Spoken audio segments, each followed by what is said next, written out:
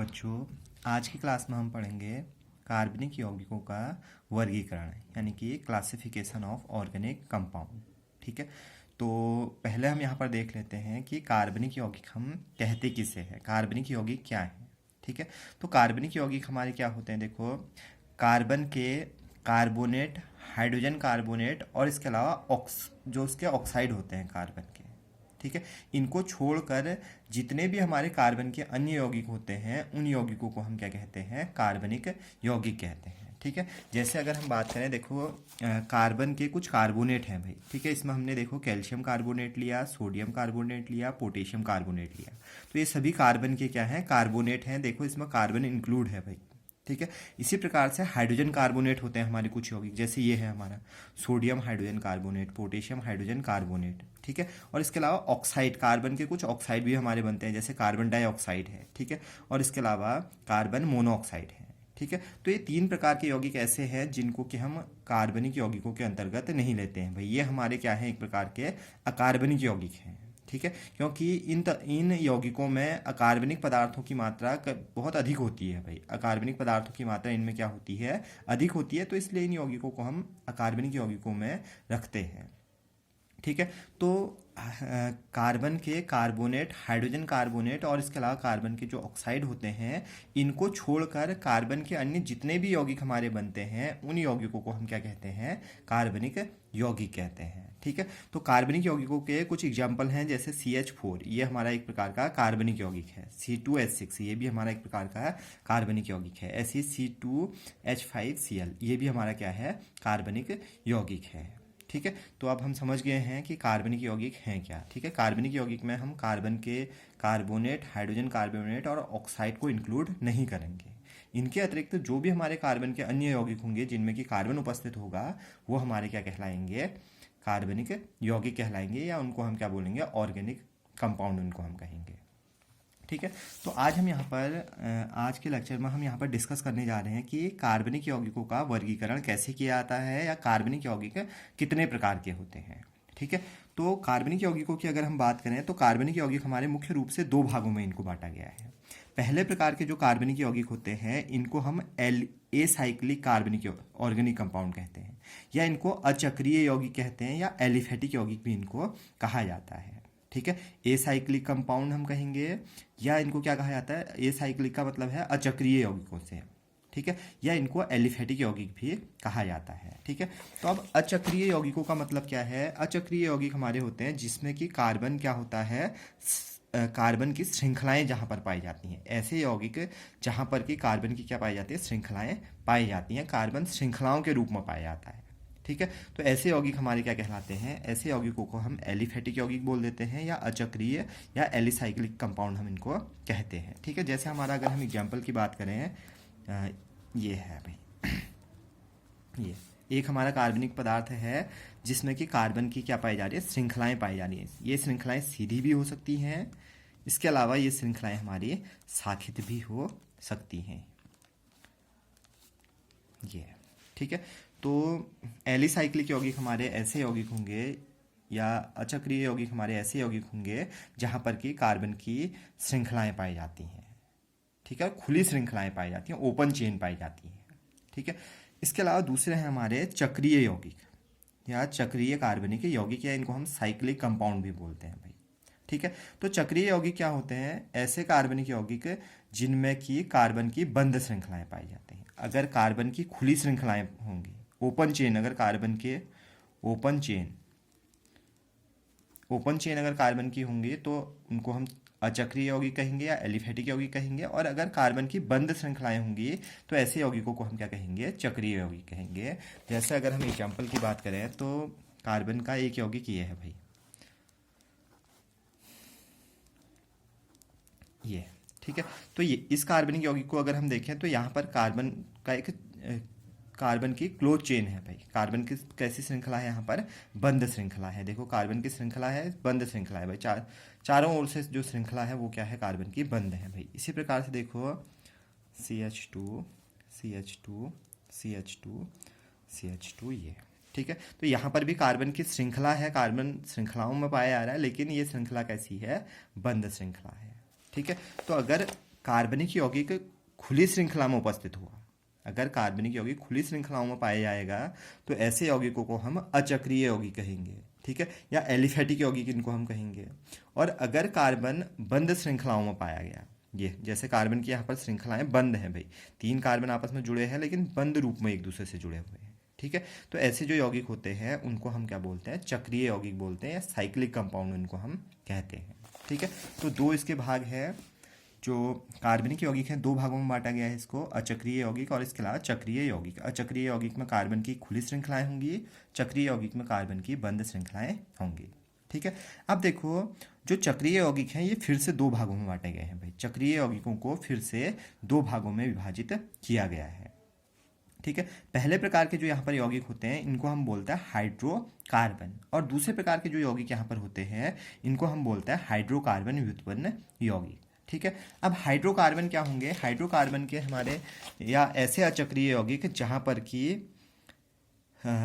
कि या ऐसे कार्बनिक यौगिक या खुली श्रृंखला युक्त ऐसे कार्बनिक यौगिक जो कि केवल हाइड्रोजन और कार्बन से मिलकर बने होंगे, ठीक है, तो उनको हम क्या बोलेंगे, हाइड्रोकार्बन बोलेंगे। जैसे कि हमारा एक यौगिक ये है भाई, ठीक है, तो खुली श्रृंखला में है ये तो हमको पता चल गया है, तो खुली श्रृंखला में है तो अचक्रीय यौगिकों में आएगा, ठीक है। अब इसको हम हाइड्रोकार्बन कहेंगे, ठीक है। हाइड्रोकार्बन ये क्यों कहलाएगा, क्योंकि ये जो यौगिक है, ये जो ऑर्गेनिक कंपाउंड है, ये केवल हाइड्रोजन और कार्बन से मिलकर बना है। जैसे ये है भाई, देखो इसमें जितने भी हमारे कण हैं वो हाइड्रोजन और कार्बन के हैं, ठीक है। ऐसे ही हमारा ये है भाई CH3 CH2 CH3, तो ये भी हमारा क्या कहलाएगा, एक प्रकार से हाइड्रोकार्बन बना कहलाएगा, क्योंकि ये किससे मिलकर बना हुआ है, हाइड्रोजन और कार्बन से मिलकर बना हुआ है, ठीक है। तो खुली श्रृंखला युक्त ऐसे यौगिक जो कि हाइड्रोजन और कार्बन से मिलकर बने होते हैं उनको हम क्या बोलते हैं, हाइड्रोकार्बन बोलते हैं, ठीक है। इसके अतिरिक्त दूसरे प्रकार के यहाँ पर अचक्रीय यौगिकों में दूसरे प्रकार के यौगिक होते हैं हाइड्रोकार्बन व्युत्पन्न यौगिक। अब हाइड्रोकार्बन व्युत्पन्न यौगिक क्या क्या होते हैं हमारे, ऐसे खुली श्रृंखला युक्त ऐसे कार्बनिक यौगिक जिनमें कि हाइड्रोजन और कार्बन के अतिरिक्त अन्य प्रकार के क्रियात्मक समूह पाए जाते हैं, ठीक है।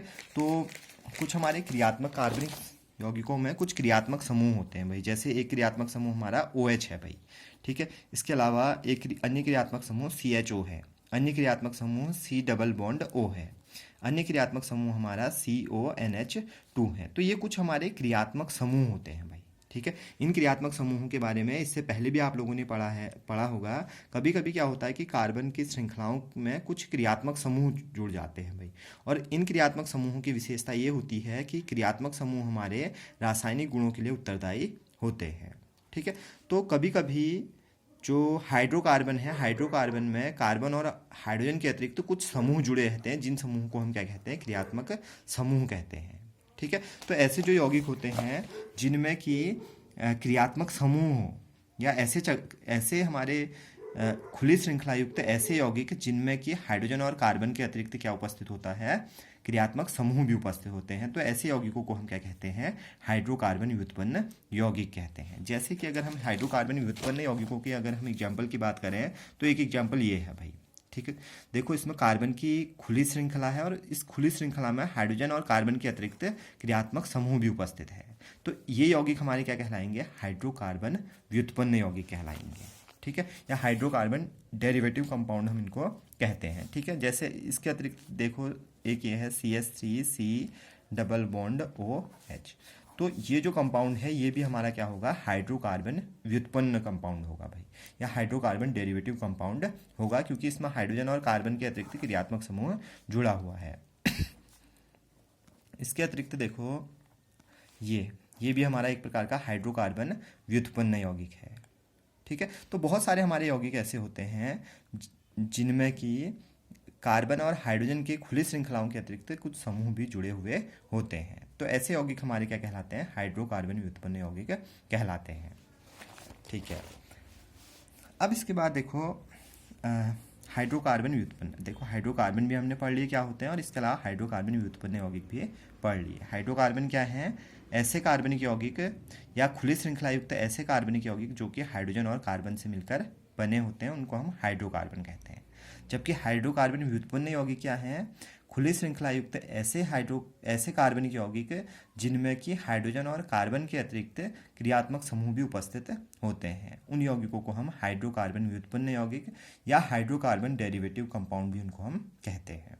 ठीक है, अब इधर देखो, जो हाइड्रोकार्बन हमारे हैं, ये हाइड्रोकार्बन हमारे फिर से दो भागों में विभाजित रहते हैं। हाइड्रोकार्बन भी कितने प्रकार के होते हैं? दो प्रकार के होते हैं।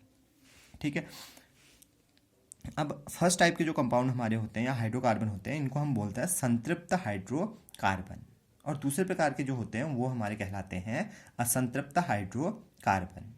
ठीक है, संतृप्त हाइड्रोकार्बन क्या होता है? संतृप्त को हम सैचुरेटेड हाइड्रोकार्बन भी बोलते हैं।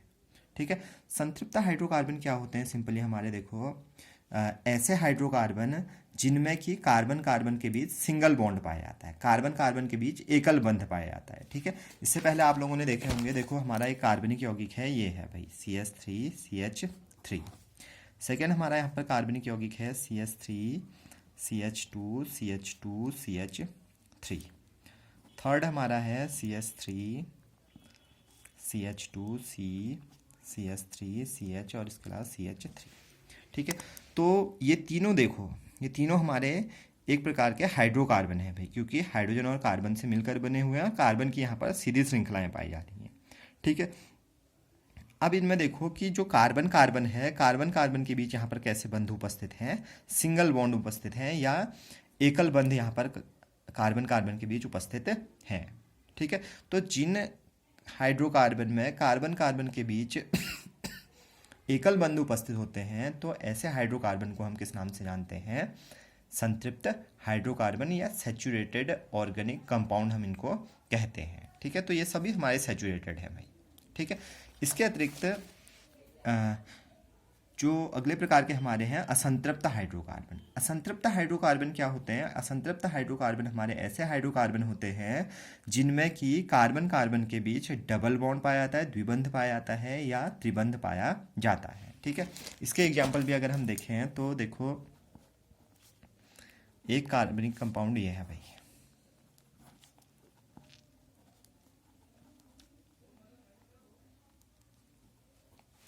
तो इन दोनों यौगिकों में देखो कार्बन कार्बन की यहाँ पर देखो खुली श्रृंखला यहाँ पर भी है, यहाँ पर भी है। ठीक है, ये भी एक प्रकार का हाइड्रोकार्बन है, ये भी हमारा एक प्रकार का हाइड्रोकार्बन है। ठीक है, अब हम यहाँ पर देखो कार्बन कार्बन के बीच ये जो बंध हमारा बीच में है, ये कार्बन कार्बन के बीच होता है भाई। ठीक है, तो यहाँ पर देखो कार्बन कार्बन के बीच डबल बॉन्ड है, यहाँ पर भी अगर हम देखें कार्बन कार्बन के बीच ट्रिपल बॉन्ड है। दो बॉन्ड तो सिंगल है, लेकिन एक बॉन्ड क्या है? ट्रिपल बॉन्ड है भाई। ठीक है, तो ऐसे जो यौगिक होते हैं, ऐसे हमारे हाइड्रोकार्बन जिनमें कि कार्बन कार्बन के बीच डबल बॉन्ड हो या कार्बन कार्बन के बीच क्या हो? ट्रिपल बॉन्ड हो, तो ऐसे यौगिक हमारे क्या कहलाते हैं? अनसैचुरेटेड या असंतृप्त हाइड्रोकार्बन इनको हम कहते हैं। संतृप्त हाइड्रोकार्बन में कार्बन कार्बन के बीच सिंगल बॉन्ड होंगे, और असंतृप्त हाइड्रोकार्बन में कार्बन कार्बन के बीच या तो डबल बॉन्ड होगा या तो क्या होगा? ट्रिपल बॉन्ड होगा। ठीक है, तो संतृप्त और असंतृप्त को भी आप लोग समझ गए होंगे कि संतृप्त हाइड्रोकार्बन हमारे एकल बॉन्ड युक्त हाइड्रोकार्बन होता है, असंतृप्त हाइड्रोकार्बन डबल बॉन्ड युक्त हाइड्रोकार्बन होते हैं। ठीक है, अब इसके अलावा जो संतृप्त हाइड्रोकार्बन हैं, इनको हम एल्केन भी कहते हैं भाई। संतृप्त हाइड्रोकार्बन क्या कहलाते हैं? एल्केन कहलाते हैं। ठीक है, और मस्ट इंपॉर्टेंट है, बहुत बार यहाँ पर पूछा जाता है कि एल्केन क्या होते हैं। ठीक है, और ये चीज़ हमको पता होनी चाहिए यहाँ पर, अगर हम ऑर्गेनिक केमिस्ट्री पढ़ रहे हैं तो एल्केन क्या होते हैं भाई, और कैसे हम एल्केन को बना पाते हैं। ठीक है, तो संतृप्त हाइड्रोकार्बनों को हम क्या कहते हैं? एल्केन भी कहते हैं। और संतृप्त हाइड्रोकार्बन या जो एल्केन है, इन एल्केनों का सामान्य सूत्र ये होता है भाई CnH2n+2। ये हमारा एल्केनों का सामान्य सूत्र होता है। इस सूत्र की सहायता से हम विभिन्न प्रकार के एल्केन प्राप्त कर सकते हैं। ठीक है, तो एल्केन क्या है? कार्बन कार्बन एकल बंध युक्त संतृप्त हाइड्रोकार्बनों को हम क्या कहते हैं? एल्केन कहते हैं। और एल्केनों को प्राप्त करने के लिए एक फॉर्मूला हमारे पास है, जो फॉर्मूला है CnH2n+2। ठीक है, तो इस सूत्र द्वारा हम विभिन्न प्रकार के एल्केनों को प्राप्त कर सकते हैं। जैसे कि अगर हम देखो, यहाँ पर CnH2n+2 है, यहाँ पर हम जो n है, ये n प्रदर्शित करता है कणों की संख्या को। ठीक है, और इस n की वैल्यू हम रख सकते हैं 1 2, आगे की ओर हम रख सकते हैं 1 2 3 4, आगे की ओर हम 10 रख सकते हैं, 50 रख सकते हैं, 100 रख सकते हैं। तो आगे की ओर हम कितनी भी यहाँ पर आंकिक वैल्यू यहाँ पर रख सकते हैं। ठीक है, तो अलग अलग आंकिक वैल्यू रखने पर हमको अलग अलग प्रकार के एल्केन यहाँ पर प्राप्त हो जाते हैं। ठीक है, तो एल्केनों को बनाने का जो सामान्य सूत्र है, जो नॉर्मल फॉर्मूला है एल्केनों का, वो है CnH2n+2। और n की वैल्यू यहाँ पर 1 से शुरू होती है। हम n की वैल्यू 1 रख सकते हैं, 2 रख सकते हैं, 3 रख सकते हैं, 4 रख सकते हैं, 5 रख सकते हैं। आगे की ओर हम रखते चले जाएंगे तो अलग अलग प्रकार के एल्केन हमको यहाँ पर प्राप्त होंगे। ठीक है, तो देखो अब एक एल्केन हमने प्राप्त करना है। n की वैल्यू अगर हम 1 रखें, यहाँ पर भी हम 1 रखेंगे C में, और H में भी हम यहाँ पर n की वैल्यू 1 रखेंगे। ठीक है, तो अगर हम n की वैल्यू 1 रखें तो हमको CH4 प्राप्त होगा भाई। यहाँ पर 1 रख लो, यहाँ पर 1 रख लो, तो एक एल्केन हमको प्राप्त होगा CH4। इसी प्रकार से n की वैल्यू अगर हम 2 रख दें, यहाँ पर 2 अगर हम रखेंगे तो एक अन्य एल्केन हमको प्राप्त होगा C2H6। n की वैल्यू इसी प्रकार से 3 अगर हम रखें, यहाँ पर भी, तो C3H8 हमको मिलेगा। इसके अलावा n की वैल्यू अगर हम 4 रखेंगे तो हमको यहाँ पर प्राप्त होगा C4H10। ठीक है, तो ये विभिन्न प्रकार के एल्केन हम प्राप्त कर लेंगे। इसके अतिरिक्त 5 रखो, आप 6 रखो n की वैल्यू, 7 रखो, 8 रखो, और अलग अलग प्रकार के एल्केनों को प्राप्त कर लो। ठीक है, तो एल्केनों को बनाने का जो नॉर्मल हमारा फॉर्मूला है वो है CnH2n+2। तो इसको आप लोग ध्यान रखेंगे, एल्केन होते क्या हैं, और इसके अलावा एल्केनों को प्राप्त करने का सामान्य सूत्र क्या होता है। ठीक है, जिस प्रकार से हमने संतृप्त हाइड्रोकार्बनों को एल्केन में विभाजित किया, इसी प्रकार से हम असंतृप्त हाइड्रोकार्बनों को भी 2 भागों में विभाजित करते हैं। असंतृप्त हाइड्रोकार्बनों में पहला हमारा असंतृप्त हाइड्रोकार्बन होता है जिनको हम एल्कीन कहते हैं, और दूसरे प्रकार के हमारे होते हैं एल्काइन। ठीक है, अब एल्कीन क्या है? एल्कीन हमारे ऐसे असंतृप्त हाइड्रोकार्बन होते हैं जहाँ पर कि कार्बन कार्बन के बीच डबल बॉन्ड होता है। जहाँ पर कि कार्बन कार्बन के बीच कैसा बॉन्ड होगा? डबल बॉन्ड होगा। उनको हम क्या बोलेंगे? एल्कीन बोलेंगे। और ऐसे असंतृप्त हाइड्रोकार्बन जहाँ पर कि कार्बन कार्बन के बीच ट्रिपल बॉन्ड होगा या त्रिबंध होगा, त्रिआबंध होगा, तो उनको हम क्या बोलेंगे? एल्काइन बोलेंगे। ठीक है, तो असंतृप्त हाइड्रोकार्बन को 2 भागों में हमने विभाजित कर दिया, एल्कीन और एल्काइन। एल्कीन किन्हें कहेंगे? जहाँ पर कि कार्बन कार्बन के बीच डबल बॉन्ड होगा भाई। कार्बन श्रृंखला में कार्बन कार्बन के बीच अगर डबल बॉन्ड पाया जाता है तो एल्कीन, और अगर कार्बन श्रृंखला में कार्बन कार्बन के बीच ट्रिपल बॉन्ड पाया जाता है तो इनको हम क्या बोलेंगे? एल्काइन बोलेंगे। ठीक है, इसके अलावा देखो एल्कीन को प्राप्त करने के लिए हमारे पास यहाँ पर एक फॉर्मूला है CnH2n। इसकी सहायता से हम विभिन्न प्रकार के एल्कीनों को बना पाएंगे। ठीक है, और यहाँ पर हम n की वैल्यू रखेंगे 2 से। n की वैल्यू हमारी 2 से स्टार्ट होगी। 2 हम रख सकते हैं, 3 हम रख सकते हैं, 4 हम रख सकते हैं, 5 हम रख सकते हैं, और आगे की ओर भी हम रख सकते हैं भाई। ठीक है, तो n की वैल्यू 2 रख लो तो देखो C2H4 हमको मिलेगा। n की वैल्यू 3 अगर हम रखते हैं तो C3H6 हमको मिलता है। n की वैल्यू इसी फॉर्मूले में 4 हम रखते हैं तो C4H8 मिलता है। तो CnH2n में हमने n की अलग अलग वैल्यू रखनी है। 2 से हमने स्टार्ट करनी है क्योंकि डबल बॉन्ड हमारा, कम से कम डबल बॉन्ड के लिए 2 कार्बन हमको चाहिए होते हैं भाई, तो इसलिए हम यहाँ पर 2 से यहाँ पर वैल्यू रखते हैं। ठीक है, तो n की वैल्यू 2 से हम रखेंगे, आगे की ओर रखते जाएंगे तो अलग अलग प्रकार की एल्कीन हमको यहाँ पर प्राप्त हो जाएंगे। ठीक है, इसी प्रकार से है एल्काइन। ठीक है, तो एल्काइन हमने कहा कि ऐसे असंतृप्त हाइड्रोकार्बन जिनमें कि कार्बन कार्बन के बीच ट्रिपल बॉन्ड पाया जाता है उनको हम क्या कहते हैं? एल्काइन कहते हैं। ठीक है, तो एल्काइन का हमारा जो सामान्य सूत्र होता है जिससे कि एल्काइन हमको प्राप्त होते हैं वो है हमारा CnH2n-2। ठीक है, तो यहाँ पर भी हम n की वैल्यू 2 से रखेंगे और आगे की ओर हम 3, 4, 5, 6, 7, 8 करके हम आगे की ओर अंकों को रख सकते हैं और विभिन्न प्रकार के एल्काइन हम यहाँ पर प्राप्त कर सकते हैं। ठीक है, तो देखो C2H2 अगर हम 2 रखते हैं n की वैल्यू तो हमको ये फॉर्मूला मिलता है भाई। n की वैल्यू 3 रख लो तो ये फॉर्मूला हमको मिलेगा। n की वैल्यू इसी फॉर्मूले में 4 रख लो तो ये वैल्यू हमको मिलेगी। और n की वैल्यू जो हमने कार्बन में रखनी है वही हमने हाइड्रोजन में भी रखनी है भाई, इस चीज़ का हमको ध्यान रखना है। ठीक है, तो ये हमारे क्या होंगे? एल्काइन हो गए भाई। ठीक है, तो कार्बनिक यौगिकों में पहले प्रकार के जो यौगिक थे अचक्रीय यौगिक। अचक्रीय यौगिकों को हम यहाँ पर पढ़ चुके हैं कि अचक्रीय यौगिक है क्या, कितने प्रकार के होते हैं और कैसे इनको विभाजित किया गया है। ठीक है, ठीक है, तो अचक्रीय यौगिकों को थोड़ा रिवाइज कर लेते हैं। देखो, अचक्रीय यौगिक क्या है हमारे ऐसे कार्बनिक यौगिक जहाँ पर कि कार्बन की खुली श्रृंखलाएं पाई जाती हैं, ऐसे यौगिकों को हम क्या कहते हैं, अचक्रीय यौगिक या एलिफेटिक यौगिक इनको हम कहते हैं। ये दो प्रकार के हैं, हाइड्रोकार्बन और हाइड्रोकार्बन व्युत्पन्न। हाइड्रोकार्बन किन्हें कहेंगे हम, जो यौगिक हाइड्रोजन और कार्बन से मिलकर बने होंगे हाइड्रोकार्बन कहलाएंगे, ठीक है। और जिन यौगिकों में हाइड्रोजन और कार्बन के अतिरिक्त क्रियात्मक समूह भी उपस्थित रहेंगे उनको हम क्या कहेंगे, हाइड्रोकार्बन व्युत्पन्न यौगिक कहेंगे, ठीक है। हाइड्रोकार्बन को हमने दो भागों में विभाजित किया, संतृप्त हाइड्रोकार्बन या सैचुरेटेड हाइड्रोकार्बन और असंतृप्त हाइड्रोकार्बन या असंतृप्त हाइड्रोकार्बन, ठीक है। सैचुरेटेड हाइड्रोकार्बन हमारे होते हैं जहाँ ऐसे हाइड्रोकार्बन जहाँ पर कार्बन कार्बन के बीच सिंगल बॉन्ड होता है या एकल बंध पाया जाता है, उनको हम क्या बोलते हैं, असंतृप्त हाइड्रोकार्बन कहते हैं। और जहाँ पर कार्बन श्रृंखलाओं में कार्बन कार्बन के बीच डबल बॉन्ड पाया जाता है या ट्रिपल बॉन्ड पाया जाता है, तो ऐसे यौगिकों को हम क्या कहते हैं, असंतृप्त हाइड्रोकार्बन, ठीक है। इसके अलावा संतृप्त हाइड्रोकार्बनों को हम एल्केन भी कहते हैं, ठीक है। या ऐसे हाइड्रोकार्बन जिनमें कि कार्बन कार्बन के बीच सिंगल बॉन्ड पाया जाता है और जिनका सामान्य सूत्र CnH2n+2 होता है, उनको हम क्या कहते हैं, एल्केन कहते हैं, ठीक है। एल्केन को हम इस फॉर्मूले द्वारा यहाँ पर बना पाते हैं। एल्केन में हम n की वैल्यू 1 से हम शुरू कर सकते हैं, आगे की ओर हम 2, 3, 4, 5, 10, 15 आगे की ओर अंक हम रखते जाते हैं, तो अलग अलग प्रकार के एल्केन हमको प्राप्त हो जाते हैं, ठीक है। तो इस फॉर्मूले की सहायता से विभिन्न प्रकार के एल्केन हम बना सकते हैं, ठीक है। इसकी प्रैक्टिस एक बार आप लोग खुद कर लें भाई, कार्बन की वैल्यू 10 तक रखें और अलग अलग प्रकार के एल्केनों को बना लें, ठीक है।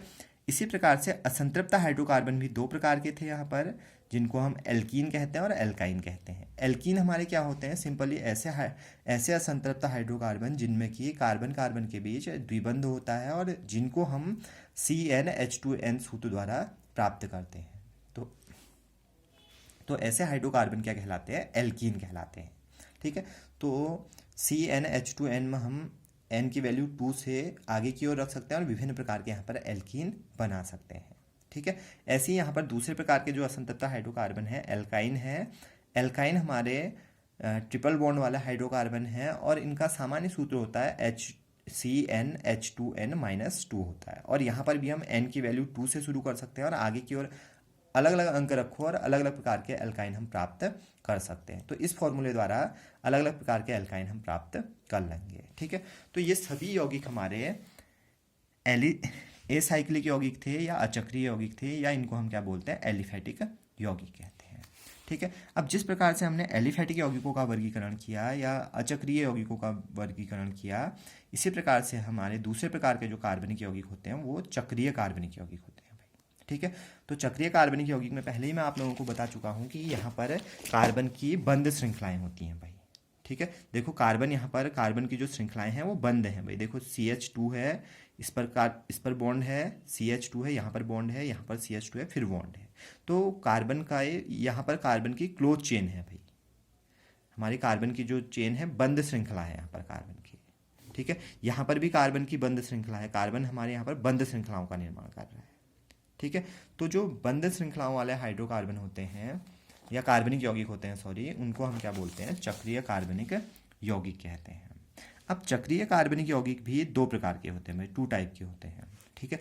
पहले हमारे यहाँ पर हैं समचक्रीय कार्बनिक यौगिक, ठीक है, या इनको हम बोलते हैं होमोसाइक्लिक। और दूसरे प्रकार के होते हैं विषम चक्रीय कार्बनिक यौगिक, ठीक है, या जिनको हम बोलते हैं हेट्रोसाइक्लिक, ठीक है। समचक्रीय कार्बनिक यौगिक में क्या होते हैं, देखो समचक्रीय कार्बनिक यौगिक में जो हमारे कार्बन की बंद श्रृंखलाएं होती हैं, उन बंद श्रृंखलाओं में कार्बन उपस्थित होता है भाई, कार्बन एक दूसरे से जुड़ा रहता है। अगर हम इसकी संरचना देखें तो कार्बन ऐसे जुड़ा है भाई, यहाँ पर ये इसके साथ हाइड्रोजन जो है वो ऐसे अटैच है, ये। तो बंद श्रृंखलाओं में जो बंद श्रृंखलाएं हैं उनमें हमारे हर एज पर क्या है, कार्बन उपस्थित है भाई। हर बंद श्रृंखला के हर कोने पर क्या उपस्थित है, कार्बन उपस्थित है। कार्बन कार्बन ने एक दूसरे के साथ जुड़कर बंद श्रृंखला का निर्माण किया है कार्बन की, ठीक है। ऐसे ही यहाँ पर भी है, यहाँ पर भी हमारे चारों जो बॉन्ड हैं वो किसके बीच हैं, कार्बन कार्बन के बीच हैं, ठीक है। तो जहाँ पर कार्बन आपस में जुड़कर बंद श्रृंखलाओं का निर्माण करता है, तो ऐसे यौगिकों को हम क्या बोलते हैं, ऐसे यौगिकों को हम बोलेंगे समचक्रीय कार्बनिक यौगिक या होमोसाइक्लिक ऑर्गेनिक कंपाउंड। दूसरे होते हैं विषम चक्रीय कार्बनिक यौगिक। विषम चक्रीय कार्बनिक यौगिक में हमारे कार्बन के अतिरिक्त यहाँ पर जो बंध श्रृंखलाएं होती हैं, उन बंध श्रृंखलाओं में कार्बन के अतिरिक्त हेट्रो एटम भी उपस्थित होते हैं भाई। हेट्रो एटम भी उपस्थित होते हैं, या विषम अणु हमारे उपस्थित, विषम परमाणु उपस्थित होते हैं। ठीक है, हेट्रो एटम हमारे हैं, देखो हेट्रो एटम में हमारे यहाँ पर हो सकता है सल्फर, हो सकता है नाइट्रोजन, हो सकता है इसी प्रकार से ऑक्सीजन उपस्थित हो सकता है। ठीक है, तो ऐसे जो यौगिक होंगे उनको हम क्या बोलेंगे, विषम चक्रीय यौगिक कहेंगे। जैसे अगर हम एग्जाम्पल द्वारा इसको समझें, एक यौगिक है हमारा, ये है भाई,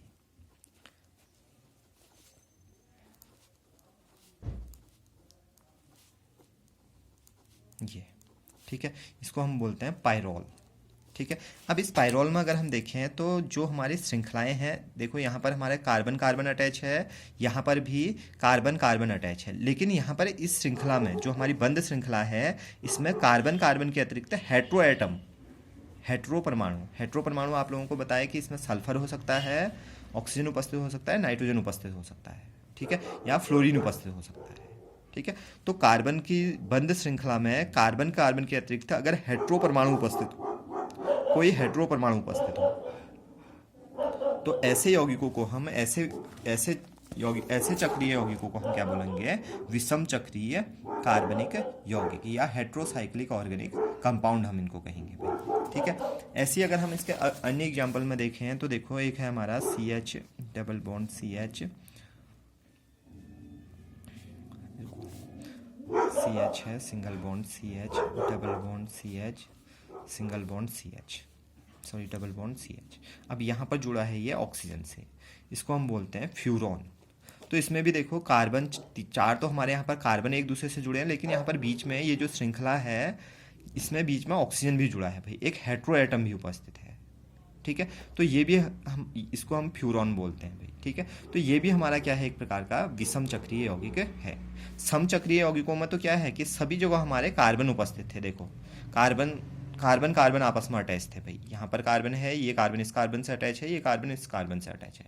तो ऐसे यौगिक जहाँ पर कि जो विषम चक्रीय जो हमारे चक्रीय यौगिक है, उस चक्रीय यौगिक में जो बंध हैं वो बंध हमारे किसके हैं, कार्बन कार्बन के बीच है।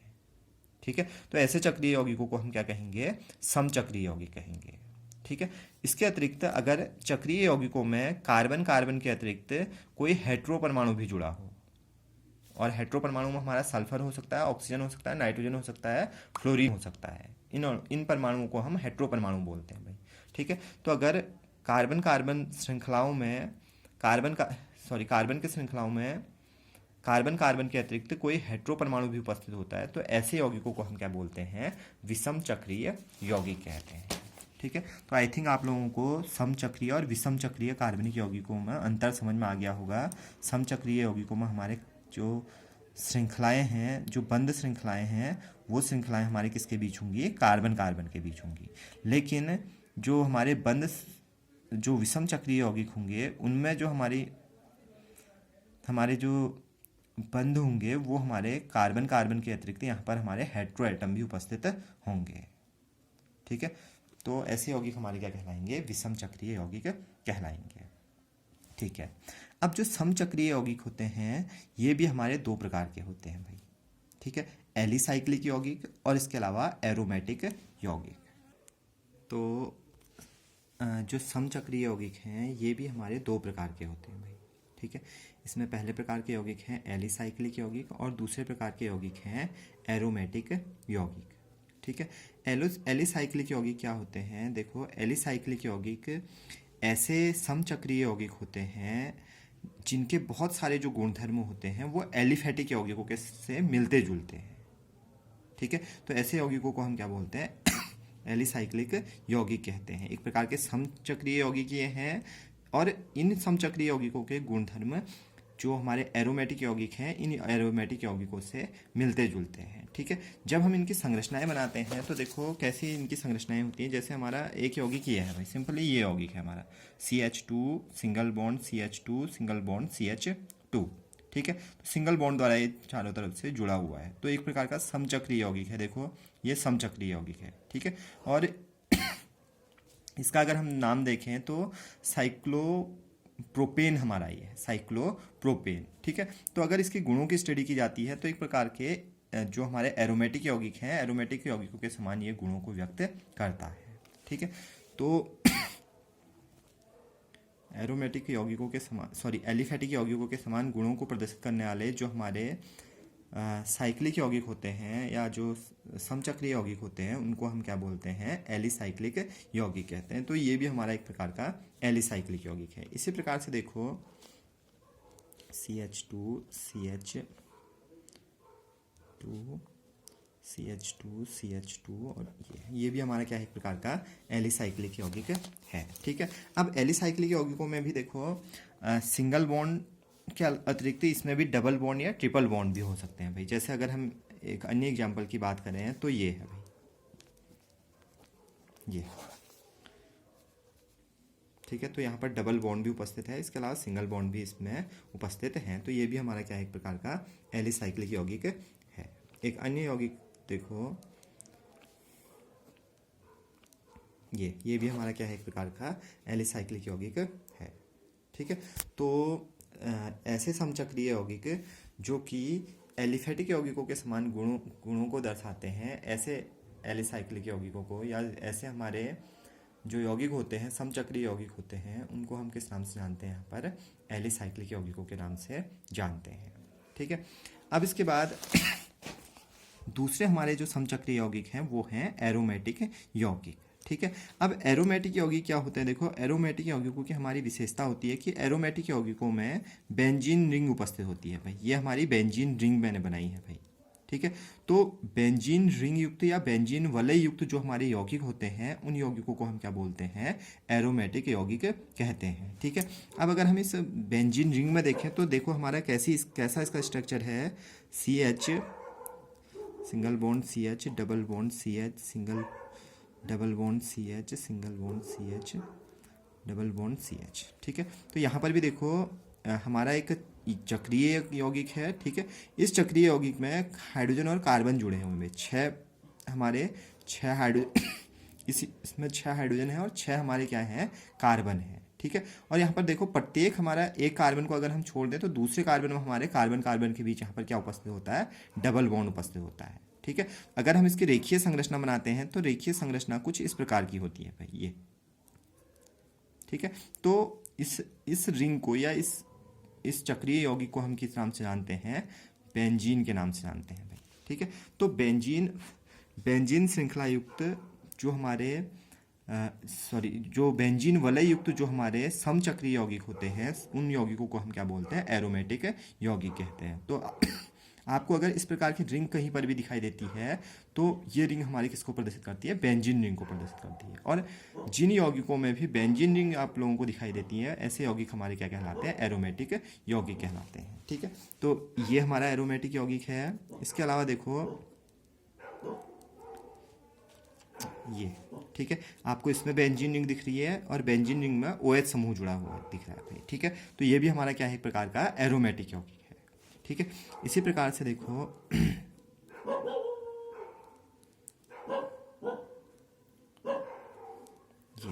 ये भी हमारा क्या है, एक प्रकार का एरोमेटिक यौगिक है। इसी प्रकार से अगर हम देखें तो एक यौगिक ये है भाई, देखो इसमें 2 बेंजीन रिंग हमको दिखाई दे रही है। ठीक है, तो ऐसे चक्रीय यौगिक जिनमें कि क्या उपस्थित हो, बेंजीन वलय उपस्थित हो, तो ऐसे चक्रीय यौगिकों को हम क्या बोलते हैं, एरोमेटिक यौगिक बोलते हैं। अब देखो एक बार हम बेंजीन की संरचना यहाँ पर सीख लेते हैं कि जो बेंजीन की संरचना है वो किस प्रकार से है भाई। तो बेंजीन में देखो 6 कार्बन हमारे होते हैं, ये 6 कार्बन ऐसे उपस्थित है भाई, एक षटकोणीय रिंग में ये उपस्थित है। ठीक है, अब यहाँ पर क्या होता है, एक कार्बन को आप हटा लो, टोटल 6 कार्बन है यहाँ पर, देखो 1 2 3 4 5 और 6। अब यहाँ पर क्या होता है, एक कार्बन से आप दूसरे कार्बन में आते हैं तो डबल बॉन्ड यहाँ पर दिखाई देता है भाई। देखो पहले कार्बन से हम दूसरे में गए तो यहाँ पर कार्बन कार्बन के बीच क्या है, डबल बॉन्ड है। दूसरे से तीसरे में जाएंगे, अब इसको छोड़ के यहाँ पर अगर हम जाएं तो डबल बॉन्ड होगा। अब इस कार्बन को छोड़ देते हैं, यहाँ पर अगर हम जाएंगे तो डबल बॉन्ड होगा। ठीक है, तो एक कार्बन को छोड़ो, डबल बॉन्ड लगाओ, दूसरे कार्बन को छोड़ो, डबल बॉन्ड लगाओ, इस कार्बन को छोड़ो, डबल बॉन्ड लगाओ। ठीक है, तो कार्बन कार्बन की स्थिति कुछ ऐसे होती है भाई। अब यहाँ पर प्रत्येक कार्बन पर एक एक हाइड्रोजन भी जुड़ा रहता है भाई। ये प्रत्येक कार्बन पर सिंगल बॉन्ड द्वारा एक हाइड्रोजन यहाँ पर जुड़ा हुआ रहता है। ये ठीक है, तो ये हमारा बेंजीन है भाई। ठीक है, अब इस बेंजीन रिंग में भी कभी कभी क्या होते हैं, हाइड्रोजन विस्थापित हो जाते हैं, हाइड्रोजन निकल जाते हैं, इनकी जगह समूह जुड़ जाते हैं। जैसे यहाँ पर से हाइड्रोजन हटा और इस हाइड्रोजन की जगह हमारा क्या जुड़ गया, OH जुड़ गया। ठीक है, तो यहाँ पर भी बेंजीन रिंग उपस्थित है भाई। इस बेंजीन रिंग में अब एक समूह आ चुका है। तो ये यौगिक भी हमारा क्या होगा, एक प्रकार का एरोमेटिक यौगिक ही होगा, क्योंकि इसमें बेंजीन रिंग उपस्थित है। ठीक है, ऐसे ही हमारे देखो बेंजीन रिंग है, इसमें NH2 समूह है, तो ये भी हमारा क्या होगा, एक प्रकार का एरोमेटिक यौगिक होगा। ठीक है, तो ऐसे यौगिक जिनमें कि क्या उपस्थित होते हैं, बेंजीन रिंग उपस्थित होती है या बेंजीन वलय उपस्थित होते हैं, ऐसे यौगिकों को हम क्या बोलते हैं, एरोमेटिक यौगिक बोलते हैं। अब यहाँ पर देखो दो यौगिक मैं बनाता हूँ। देखो एक तो हमारा ये है भाई CH,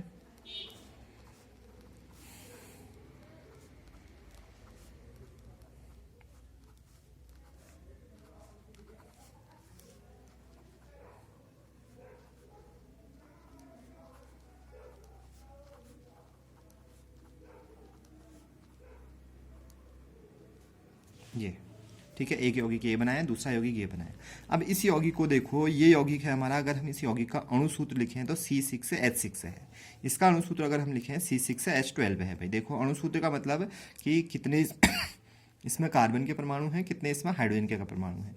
तो कार्बन के इसमें 6 परमाणु हैं, हाइड्रोजन के भी 6 परमाणु हैं। इसमें कार्बन के 6 हैं, हाइड्रोजन के 12 हैं। ठीक है, तो इसका अणु सूत्र है C6H6, इसका है C6H12। ठीक है, तो अब इसमें देखो कार्बन कार्बन के बीच आप लोगों को एक कार्बन को छोड़कर दूसरे कार्बन में यहाँ पर क्या दिख रहा है, डबल बॉन्ड दिख रहा है। तो ये हमारा क्या है, बेंजीन है। क्या है, बेंजीन है। जबकि ये हमारा बेंजीन रिंग नहीं है भाई, ये हमारा बेंजीन रिंग है, जबकि इसको हम बेंजीन रिंग नहीं कहेंगे भाई। ये हमारा साधारण रूप से क्या है, एलिसाइक्लिक यौगिक है भाई। अभी आप लोगों को बताया था कि एलिसाइक्लिक यौगिकों के बारे में, तो ये क्या है, एक प्रकार का एलिसाइक्लिक यौगिक है, जबकि ये क्या है, बेंजीन है। ठीक है, इसको हम साइक्लोहेक्सेन बोलते हैं भाई, जबकि ये बेंजीन है। ठीक है, तो साइक्लोहेक्सेन और बेंजीन में अंतर पता होना चाहिए भाई। यहाँ पर भी हमारा षटकोणीय रिंग है भाई। यहाँ पर जो हमारा जो वलय बन रहा है या जो रिंग बन रही है वो षटकोणीय है। ठीक है, यहाँ पर भी षटकोणीय है। ठीक है, लेकिन ये बेंजीन है। आप लोगों को बेंजीन का स्ट्रक्चर ध्यान रखना है कि बेंजीन हमारा है क्या। बेंजीन में कार्बन कार्बन के बीच यहाँ पर क्या पाया जाता है, डबल बॉन्ड पाया जाता है, और 3 डबल बॉन्ड यहाँ पर उपस्थित है, जबकि इसमें कोई डबल बॉन्ड उपस्थित नहीं है। साइक्लोहेक्सेन है, ये बेंजीन है। ठीक है, तो अगर बेंजीन आप लोगों को दिखाई देती है तो बेंजीन वलय युक्त जो यौगिक होते हैं उनको हम क्या बोलते हैं, एरोमेटिक यौगिक बोलते हैं। ठीक है, तो ये हमारे चक्रीय यौगिक हैं भाई। तो चक्रीय यौगिकों के लिए हमने क्या कहा कि एक बार रिवाइज कर लेते हैं इसको थोड़ा। देखो चक्रीय यौगिक हमारे ऐसे यौगिक होते हैं जहाँ पर कि या जहाँ पर कि कार्बन की क्या पाई जाती है, बंद श्रृंखलाएं पाई जाती हैं। ठीक है, तो कार्बन की बंद श्रृंखलाओं युक्त यौगिकों को हम क्या बोलते हैं, चक्रीय यौगिक कहते हैं। चक्रीय यौगिक दो प्रकार के होते हैं, समचक्रीय और विषम चक्रीय। समचक्रीय यौगिकों में जो बंद चक्रीय हमारे बंद चक्र हैं उनमें क्या उपस्थित होता है, केवल कार्बन कार्बन उपस्थित होता है। बंद चक्रों में जो श्रृंखलाएं हमारी होती हैं यदि किसकी हों, केवल कार्बन कार्बन की हों, तो ऐसे यौगिकों को हम समचक्रीय कहते हैं। जबकि अगर चक्रीय यौगिकों में श्रृंखलाएं कार्बन कार्बन के अतिरिक्त या जो बंद श्रृंखलाएं हैं उनमें कार्बन कार्बन के अतिरिक्त अगर हेट्रो परमाणु भी उपस्थित होता है, चक्र में कार्बन कार्बन तो होंगे ही होंगे, लेकिन कार्बन कार्बन के अतिरिक्त अगर हेट्रो परमाणु हमारे उपस्थित होते हैं तो ऐसे यौगिकों को हम क्या कहते हैं, विषम चक्रीय यौगिक कहते हैं। ठीक है, इसके बाद समचक्रीय यौगिकों को दो भागों में बांटा, एलिसाइक्लिक यौगिक और एरोमेटिक यौगिक। एलिसाइक्लिक यौगिक हमारे ऐसे समचक्रीय यौगिक होते हैं जो कि एलिफेटिक यौगिकों से मिलते जुलते होते हैं या एलिफेटिक यौगिकों के समान ये गुणधर्म रखते हैं। और यहाँ पर भी जब ये चक्रीय यौगिक बनाते हैं तो वो उन चक्रीय यौगिकों में जो कार्बन कार्बन है उनके बीच सिंगल बॉन्ड हो सकते हैं, कहीं कहीं पर डबल बॉन्ड भी हमारे हो सकते हैं। डबल बॉन्ड वाला एग्जांपल हम देख लेते हैं। हाँ, यहाँ पर हमने देखा था, हाँ हमारे सिंगल बॉन्ड हो सकते हैं कार्बन कार्बन के बीच, कहीं कहीं पर डबल बॉन्ड भी हो सकते हैं और कहीं कहीं पर हमारे ट्रिपल बॉन्ड भी यहाँ पर हो सकते हैं। ठीक है, तो ऐसे यौगिकों को हम क्या बोलते हैं, एलिसाइक्लिक यौगिक कहते हैं। अगले टाइप के समचक्रीय यौगिक हैं जिनको हम क्या बोलते हैं, एरोमेटिक यौगिक बोलते हैं। तो एरोमेटिक यौगिक हमारे ऐसे समचक्रीय यौगिक हैं जिनमें कि बेंजीन रिंग उपस्थित होती है या बेंजीन वलय उपस्थित होती है। तो बेंजीन वलय की संरचना कुछ इस प्रकार की होती है भाई। यहाँ पर हमारे 6 कार्बन जुड़े हुए होते हैं और एक कार्बन को छोड़कर दूसरे कार्बन में हमारा यहाँ पर क्या होता है, डबल बॉन्ड होता है। ये इसकी संरचना होती है। तो ये संरचना है, ये भी हमारा बेंजीन रिंग युक्त यौगिक है, ये भी है, ये भी है, इसमें दो दो बेंजीन रिंग है भाई, ठीक है। तो जहाँ पर भी आप लोगों को बेंजीन रिंग दिखाई देते हैं, ऐसे यौगिकों को हम क्या बोलते हैं, एरोमेटिक यौगिक इनको हम कहते हैं, ठीक है। तो आज का हमारा जो यहाँ पर जो टॉपिक था वो था कार्बनिक यौगिकों का वर्गीकरण, ठीक है। और ये वर्गीकरण आप लोग क्लियर कर लें एक बार, क्योंकि ये जो वर्गीकरण है ये आप लोगों के लिए बहुत महत्वपूर्ण है भाई, ठीक है। अगर आप लोगों ने केमिस्ट्री आप लोग पढ़ रहे हैं तो ऑर्गेनिक केमिस्ट्री हमको एक ब्रांच के रूप में पढ़नी पड़ती है भाई, ठीक है। आगे की क्लास में आप लोग जाएंगे, बीएससी करेंगे या अन्य कोर्सेज करेंगे, तो वहाँ पर भी ये जो वर्गीकरण है ये वर्गीकरण आप लोगों के काम आएगा, ठीक है। तो अगर एक बार ये ठीक से समझ में नहीं आ रहा है तो दूसरी बार आप लोग वीडियो को रिवाइज करके देख सकते हैं भाई, फिर से इसको देख सकते हैं, ठीक है। इसके अलावा कुछ यहाँ पर यौगिक मैंने आप लोगों को बनाए हैं, आप लोगों ने इन यौगिकों को पहचानना है कि ये किस प्रकार का यौगिक है, ठीक है। तो इसमें पहला देखो CH3 CH2 CH2OH, इसकी पहचान करनी है कि ये किस प्रकार का यौगिक है। इसके अलावा CH3 CH और CH3, फिर है CH3 CH2 CH3, फिर ये एक चक्रीय प्रकार का यौगिक है, इसमें भी चक्रीय में भी देखना कि कैसा है भाई, ठीक है। ये तो हमारे तीनों अचक्रीय हैं, ठीक है, या एलिफेटिक है, ठीक है। एलिफेटिक में भी ये किस प्रकार का है, ये किस प्रकार का है, ये किस प्रकार का है, ये भी हमने देखना है भाई। ये देखो ये चक्रीय हमको दिखाई दे रहा है, ये अचक्रीय है, तो ढूंढना इसमें कि अचक्रीय में किस प्रकार का है ये भी हमारा चक्रीय दिख रहा है एक प्रकार से, इसको भी देखना। ये हमारा अचक्रीय है, इसको देखना कि किस प्रकार का होगा ये अचक्रीय में। ये भी अचक्रीय है, देखना किस प्रकार का होगा।